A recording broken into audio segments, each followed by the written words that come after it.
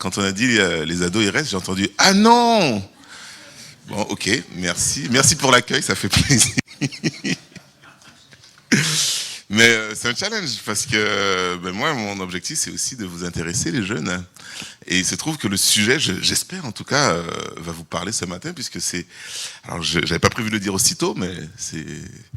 On va parler de la prière aujourd'hui. Je crois que la prière, ça parle à tout le monde. Mais avant tout, vous le savez, nous sommes dans la période des vœux. Hein, et j'ai remarqué que le vœu qui revient le plus en ce moment, c'est la santé. Hein, on se demande s'il n'y a pas un lien avec le Covid qui vient de passer. Hein, c'est peut-être lié à ça, je ne sais pas. Mais on parle aussi de succès, d'argent, l'amour, le bonheur, etc. Et moi, un petit peu comme une pirouette, vous savez, je suis un petit peu un petit rigolo. J'aime bien dire, moi je te souhaite tout ce que tu te souhaites à toi-même. Hein, comme ça au moins, je ne me trompe pas. Je ne prends pas beaucoup de risques. Mais pour être plus sérieux ce matin, les souhaits c'est bien. Et je pense que c'est une très bonne chose d'ailleurs. Mais pour nous, en tant que chrétiens, il existe quelque chose d'un peu plus puissant. Vous avez deviné de quoi je veux parler, de la prière. C'est bien de souhaiter, mais c'est encore mieux de prier. Et l'une des objections les plus fréquentes des personnes qui ne croient pas en Dieu, ça va être Dieu ne répond pas aux prières. Voilà. De toute façon, les prières, ça ne marche pas. Il n'y a rien qui se passe. Et lorsque ça vient d'une personne qui ne croit pas en l'existence de Dieu, on peut comprendre. C'est logique, la personne est cohérente avec elle-même, il n'y a pas de souci. Mais qu'en est-il de nous? Croyons-nous vraiment que Dieu répond aux prières? C'est ma question pour vous ce matin. Alors ne répondons pas trop vite, parce que j'entends rapidement des « Oui, oui, amen, Dieu répond aux prières », des gens très convaincus. Mais peut-être qu'au fond, le oui n'est pas aussi catégorique, le oui n'est pas aussi franc. C'est un oui peut-être plus timide. Est-ce qu'on mettrait notre main à couper sur ce oui, hein? Peut-être qu'on croit avec quelques réserves, parce qu'on a quelques questions qui viennent. Hein. On se dit, si Dieu existe, si Dieu est tout-puissant, s'il m'aime, pourquoi parfois il ne répond pas à mes prières? Peut-être que récemment, vous avez prié pour un proche, pour un projet particulier, et il semble que vous n'avez pas de réponse. Et pire, peut-être que ce n'est pas la première fois que ça vous arrive. Et vous êtes un petit peu comme David dans le psaume 22 qu'on va voir qui s'affiche. Mon Dieu, pourquoi m'as-tu abandonné? Pourquoi t'éloignes-tu sans me secourir, sans écouter mes plaintes? Mon Dieu, alors le verset 3, s'il te plaît. Mon Dieu, je crie le jour et tu ne réponds pas la nuit et je ne trouve pas de repos. Est-ce que vous êtes avec moi jusque-là? Peut-être que vous connaissez déjà ce psaume 22, hein, c'est un psaume prophétique, c'est vrai, qui parle de ce que Jésus a vécu sur la croix, mais avant tout, c'est lorsqu'il est écrit par David. David, lui, il parlait de lui. Hein, il exprimait ses sentiments face au silence qu'il ressentait, en tout cas de Dieu. Il crie, mais le secours ne vient pas. Peut-être que, puisque vous reconnaissez un petit peu dans ce verset, peut-être que vous avez déjà pris un peu de recul face à la prière et vous êtes mis à réfléchir et vous vous êtes dit pourquoi? Pourquoi Dieu n'a pas répondu? Pourquoi Dieu ne répond pas? Et on se demande à ce moment-là, est-ce qu'il y a bien quelqu'un là-haut qui nous entend? Et puis il y a des sentiments pas très agréables qui s'accompagnent. Il y a le doute, la peur, l'angoisse, le découragement, le sentiment d'abandon. Et on a envie de crier un peu toc toc toc, est-ce qu'il y a quelqu'un là-haut? Là-haut, là-haut, là-haut, là-haut, là-haut. Mais à côté de ça, puisque vous êtes chrétien, vous vous souvenez un petit peu des versets, comme Matthieu chapitre 7, versets 7 et 8. Demandez, on vous donnera. Cherchez et vous trouverez. Frappez et l'on vous ouvrira, car toute personne qui demande reçoit, celui qui cherche trouve, et l'on ouvre à celui qui frappe. Vous avez déjà au moins entendu une fois ces versets, n'est-ce pas? Ou Matthieu 21, verset 22. Tout ce que vous demandez avec foi par la prière, vous le recevrez. Ou encore Marc chapitre 11, verset 24 et 25. C'est pourquoi je vous le dis, tout ce que vous demanderez en priant, croyez que vous l'avez reçu et cela vous sera accordé. Verset 25.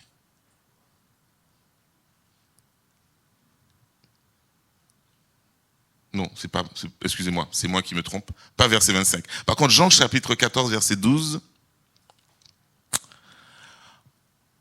En vérité, je vous le dis, celui qui croit en moi fera aussi les œuvres que je fais, et il en fera même de plus grandes, parce que je vais vers mon Père, verset 13.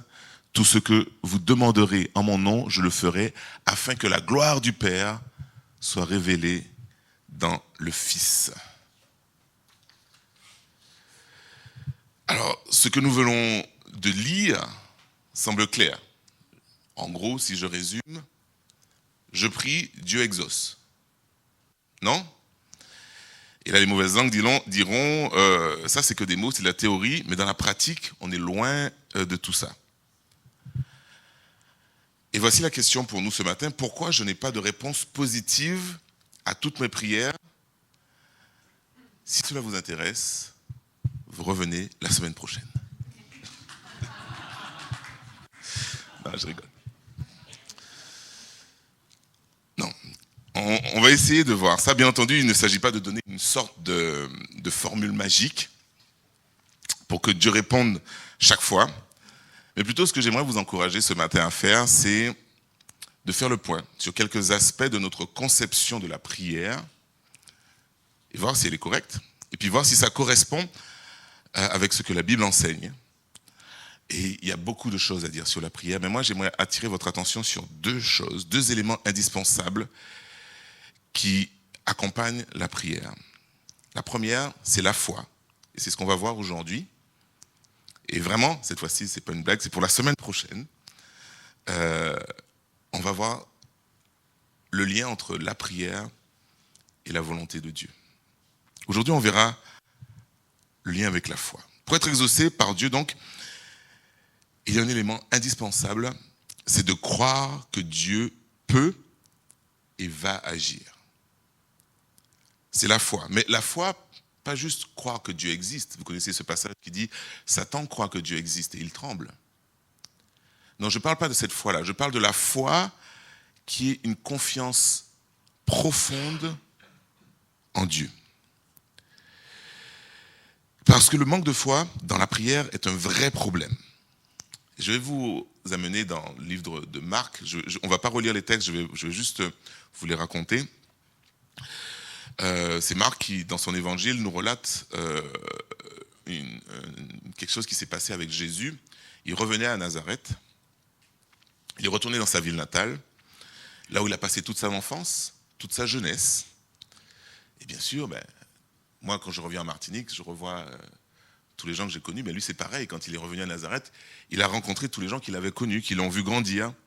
Et je me suis mis à imaginer un petit peu les conversations qu'il pourrait avoir. « Salut Jésus, ça va ça fait longtemps qu'on t'a pas vu. Qu'est-ce que tu deviens tu es revenu voir ta famille tu fais quoi maintenant? Tu as ouvert ta boîte? Tu es devenu charpentier? Je sais pas. » Les gens, ils viennent le voir comme ça et ils essaient de prendre des nouvelles. Et ils étaient vraiment loin du compte, de se rendre compte qui était réellement Jésus. Ils pensaient peut-être qu'il était en vacances, mais Jésus était en mission. Et puis, ils entendent Jésus parler. Ils entendent Jésus parler du royaume de Dieu, du pardon des péchés, etc. Comme il le faisait à l'habitude. Et essayons de nous mettre à leur place. Ils l'ont vu tout petit comme ça, ils l'ont vu grandir. Et pas du tout comme le Messie, mais comme simple homme, comme eux, peut-être un homme pas très argenté d'ailleurs, donc pas très célèbre. Ésaïe nous dit que Jésus n'avait rien pour attirer le regard. On ne sait pas si c'est physiquement ou autre, mais dans tous les cas, c'était pas quelqu'un forcément qui nous ferait nous retourner sur le coin dans la rue. Et voici ce que dit Marc, chapitre 6, verset 5, la conséquence malheureuse de cette situation. Il ne put faire là aucun miracle, si ce n'est qu'il guérit quelques malades en posant les mains sur eux, et il s'étonnait de leur incrédulité. Jésus parcourait les villages des environs en les enseignant. Il s'étonnait de leur incrédulité. Jésus était venu pour agir, faire des miracles, pour changer des vies, mais il n'a pas pu agir. Et la conséquence, enfin la raison principale pour le fait qu'il n'ait pas pu agir, c'était quoi? C'était l'incrédulité, le manque de foi des gens du village à Nazareth. Donc vous commencez à comprendre l'importance de la foi qui est liée à l'accomplissement de la prière. Et la question que j'ai envie de me poser, de nous poser ce matin, est-ce que c'est peut-être aussi le cas dans nos vies?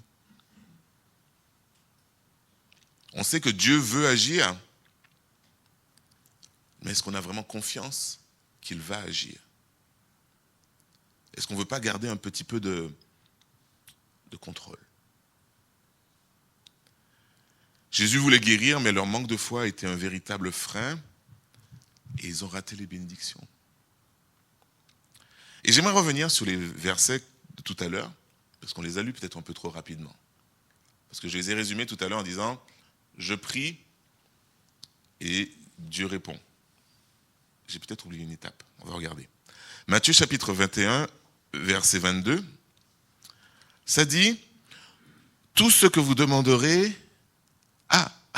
avec foi ». J'avais oublié cette petite étape. Tout ce que vous demanderez avec foi, par la prière, vous le recevrez. Marc chapitre 11, verset 24. C'est pourquoi je vous le dis, tout ce que vous demanderez en priant, croyez que vous l'avez reçu. Encore une notion de foi. Peut-être on était passé rapidement dessus tout à l'heure, je ne sais pas. Jean chapitre 14, verset 12. En vérité, je vous le dis, celui qui croit en moi fera aussi les œuvres que j'ai faites. Il en fera même de plus grandes. Celui qui croit. Et Jean, non c'est tout, pardon, je suis un peu perdu. La foi. Donc peut-être qu'on devrait dire, je prie, je crois, et Dieu répond. C'est peut-être un résumé plus réel, parce que des fois on oublie cette petite étape. Il y a donc une notion forte, un lien fort entre la confiance en Dieu et l'accomplissement des prières. Croire que Dieu est capable. Après, il y a la notion de ce que Dieu veut. Dieu peut être capable, mais il ne veut pas. Mais ça c'est pour la semaine prochaine. Petit teaser. Revenez la semaine prochaine pour l'épisode numéro 2. Mais tout commence quand même par le fait de croire que Dieu est capable. Il est capable de redresser des situations financières difficiles, de défaire les nœuds dans nos sentiments qui sont parfois d'apaiser une situation familiale, d'améliorer notre santé, de débloquer, d'ouvrir des portes, de montrer des solutions, de donner des certitudes, de faire rencontrer la bonne personne, de donner de la force lorsqu'on est au plus mal ou de donner du courage. Il est capable de permettre à notre intelligence de comprendre ce qu'il faut comprendre, de changer les cœurs, de faire changer d'avis lorsque cela est nécessaire. Et là vous me dites, je veux Hervé, je veux croire à tout ça, mais je n'y arrive pas. Ça peut être aussi un problème. Et donc, encore une fois, parce que c'est important de l'avoir en tête, même si je vais développer la semaine prochaine, la question de la volonté de Dieu est importante, mais je ne vais pas développer sur ça. Il y a d'autres freins à notre foi. Peut-être que l'on ne croit pas vraiment que Dieu peut changer la situation, parce qu'on pense que c'est impossible, que ça demande trop, et que Dieu n'en est pas capable. Juste une petite parenthèse, on parle bien du Dieu qui a créé l'univers dans lequel nous vivons.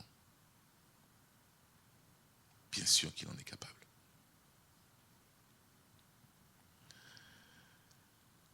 Mais souvent, on est comme ça parce qu'on a tourné le problème dans notre tête 1000 fois, et nous, on n'a pas trouvé la solution. Donc, il n'y en a pas. Logique. Laissons Dieu trouver la solution, lui, et peut-être que nous serons surpris.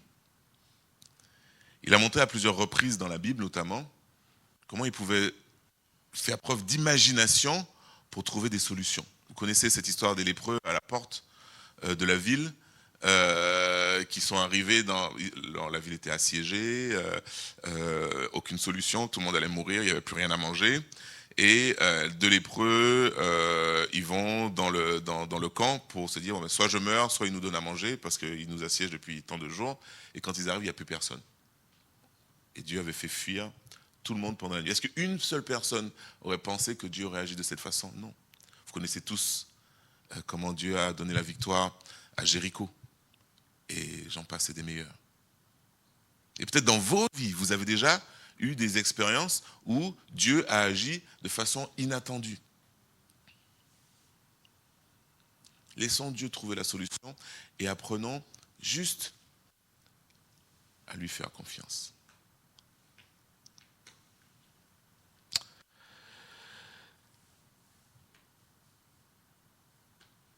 Et puis, parfois aussi, notre manque de foi vient du fait qu'on n'arrive pas à lâcher prise.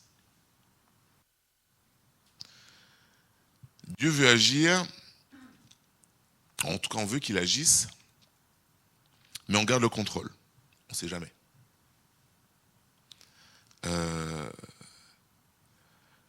Mais Matthieu chapitre 11, verset 28 nous dit « Venez à moi, vous tous qui êtes fatigués et chargés, courbés, sous un fardeau, et je vous donnerai du repos. Acceptez mes exigences et laissez-vous instruire par moi, car je suis doux et humble de cœur, et vous trouverez le repos pour votre âme. » Il y a un dessinateur qui fait de l'humour, qui a dessiné cette petite bande dessinée en 3 images, peut-être que vous avez déjà vu. La première image, c'est quelqu'un qui monte une colline avec un poids énorme sur le dos. C'est ses problèmes. Et il monte, c'est dur, il transpire, etc. Et il arrive en haut de la colline, et là, il y a une croix. Il décharge ses problèmes, bam, il est mis au pied de la croix. Deuxième image, il prie pour dire oh, Seigneur, aide-moi, décharge-moi de tous mes problèmes, etc. Amen. Et troisième image, il reprend tous les problèmes, il les remet sur le dos et il redescend. C'est drôle, mais on le fait. On le fait. On ne lâche pas prise. On n'arrive pas à faire suffisamment confiance en Dieu qu'on se dit, Dieu, tu vas t'en occuper. Et on veut toujours garder un petit contrôle, un petit regard, au cas où le créateur de l'univers, il ne sait pas trop ce qu'il fait.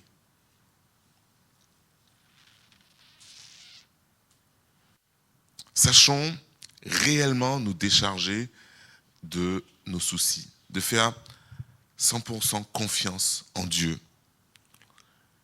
Le premier résultat de tout ça, c'est cet apaisement, cette paix que l'on aura vis-à-vis de notre vie, vis-à-vis de nos soucis.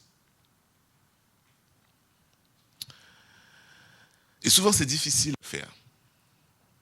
Et si on revient aux habitants de Nazareth, pour eux, j'ai envie de dire, c'était presque impossible de faire confiance à Dieu, ou à Jésus, en l'occurrence à l'époque, pour une raison simple. Ils pensaient connaître Jésus,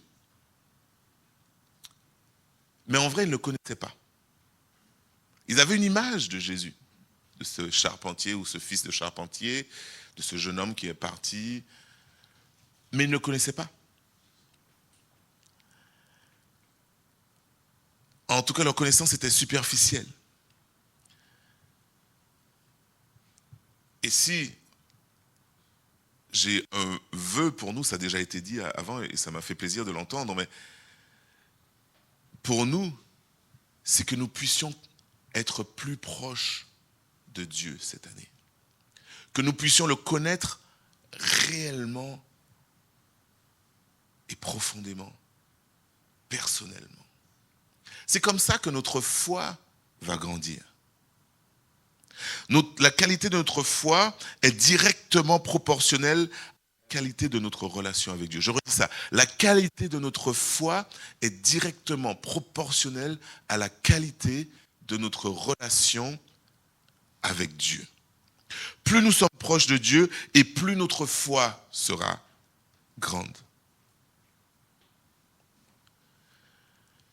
Vous avez déjà peut-être entendu parler de cette histoire de cette personne qui est perdue sur une île déserte et elle veut s'en sortir. Donc elle écrit des petits papiers, elle a trouvé des bouteilles, vous savez, c'est la pollution en ce moment, donc elle trouve pas mal de bouteilles et elle a mis des mots dans les bouteilles et les a jetées à la mer. Et parfois on prie comme ça. On jette des bouteilles à la mer. Parce qu'en fait, dans notre tête, on est comme sur une île déserte et on ne voit rien à l'horizon. Donc on se dit, on ne sait jamais. J'envoie un petit message par-ci, un petit message par-là, et on espère peut-être que Dieu va recevoir une bouteille. Mais qu'est-ce que c'est ça? Okay. Moi, mon image de la prière, ce n'est pas tellement le fait de jeter des bouteilles à la mer. Moi, j'ai plus une image d'une discussion dans un salon sur un canapé. Alors, parfois c'est assis sur le canapé, c'est vrai. Parfois on est plutôt à genoux à côté du canapé. Parfois on est debout, les bras en l'air comme ça. Mais on a Dieu en face de nous.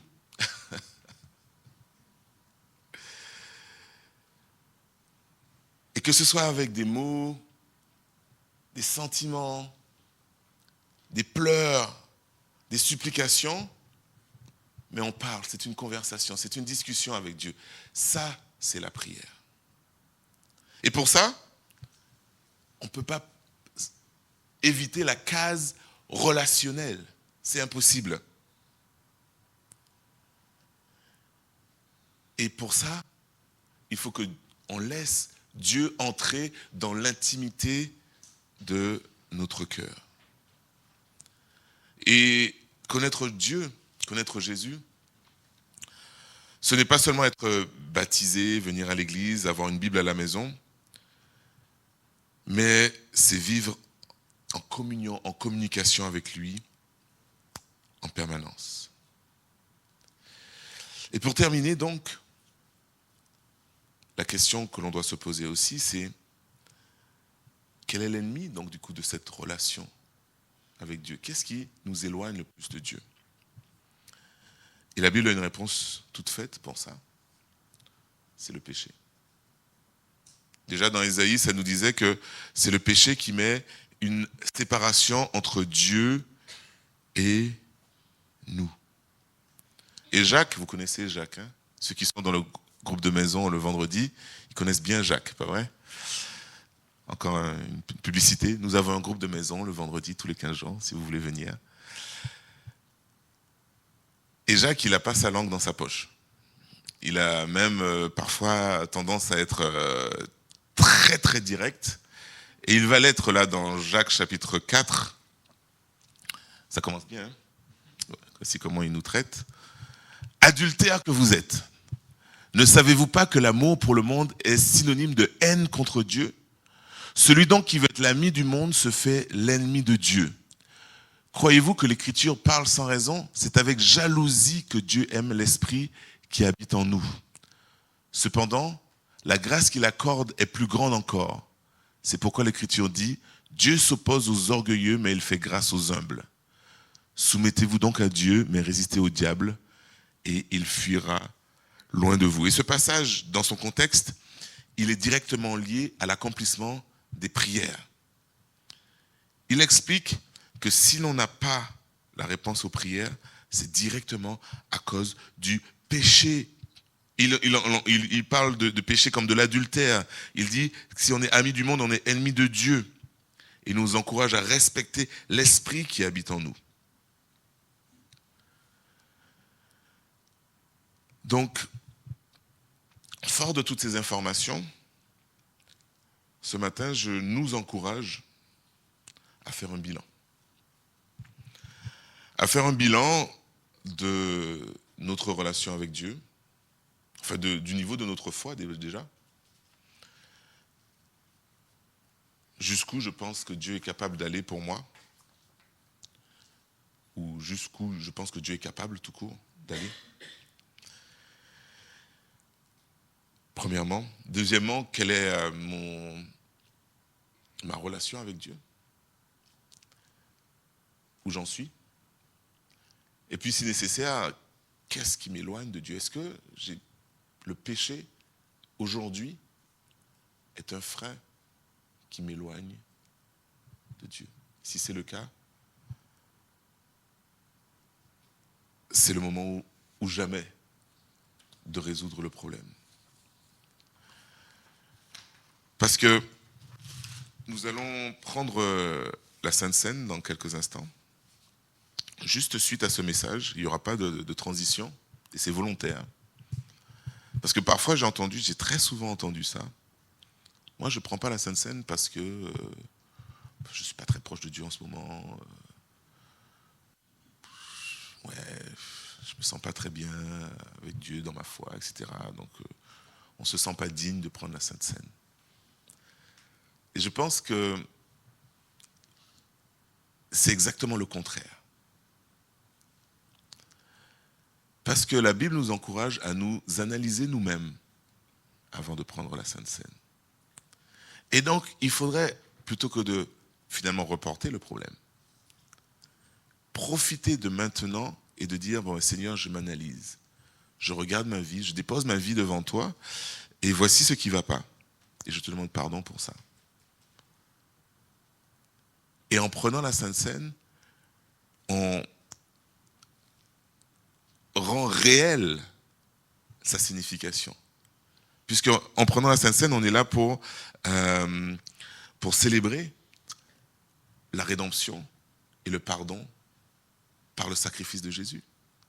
Donc si on a demandé pardon 2 secondes avant, le pardon il est effectif de toute façon. Et la Sainte Seine deviendra une célébration de ce pardon que l'on a obtenu. Donc je vais vous demander, s'il vous plaît, de prendre ces quelques instants. On va, si vous voulez courber la tête, fermer les yeux, si vous voulez garder les yeux ouverts, ça ne me regarde pas. Vous êtes devant Dieu.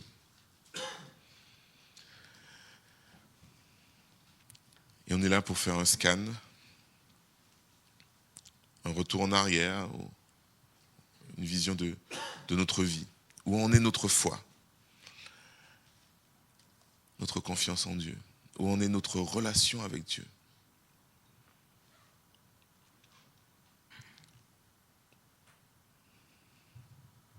Profitons de ce matin s'il y a des choses à régler, de les régler maintenant.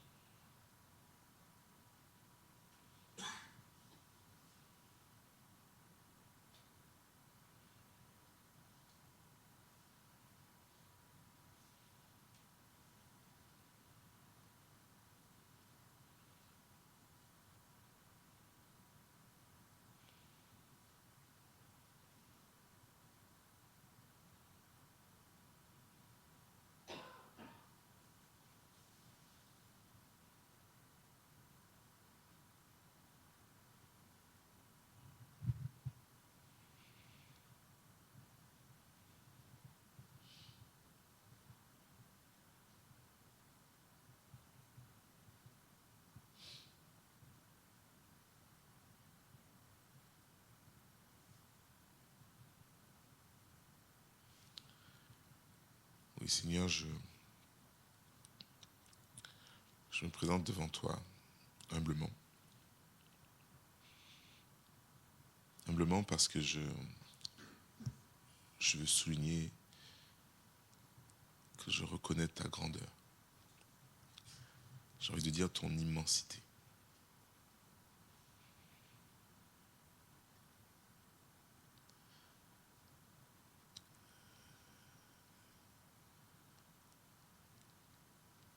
Lorsque l'on voit ta création, on a un échantillon de tout ce dont tu es capable et une idée de ta puissance.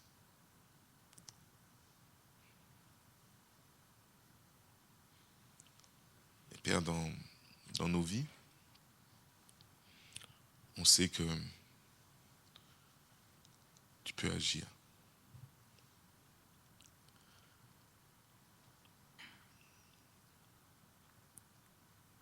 Mais parfois,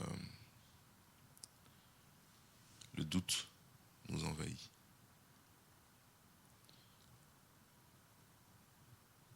Et ce matin, si on se rend compte que ce doute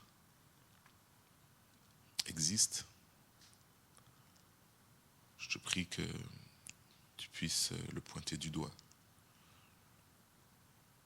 Non pas pour que nous nous sentions accusés et encore plus accablés, non. Mais de cette façon que tu sais si bien faire, comme un père rempli d'amour qui nous ouvre les bras. Oui, ce matin, autant que nous sommes, nous voudrions être encore plus proches de toi, Seigneur, je le crois. Et je te prie que tu puisses nous aider à l'être.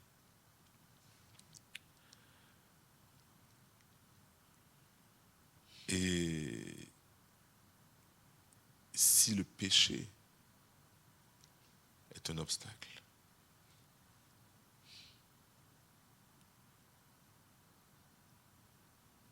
eh bien, ce n'est certainement pas un obstacle insurmontable, puisque Jésus-Christ est mort pour ce péché. Et nous voulons embrasser pleinement cette réalité et recevoir pleinement ce pardon. La Bible nous dit que nous ne sommes plus esclaves de ce péché. Et donc nous voulons aujourd'hui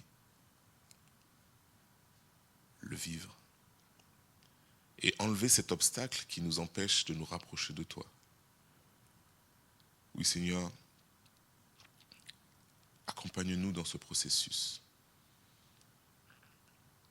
et permets-nous ainsi de nous ouvrir, que d'autres horizons soient ouverts à nous. Des horizons où on se rend compte que on entend ta voix plus clairement, on comprend mieux ta volonté et on prie même différemment, avec plus de confiance et d'assurance. Oui, Seigneur, c'est notre prière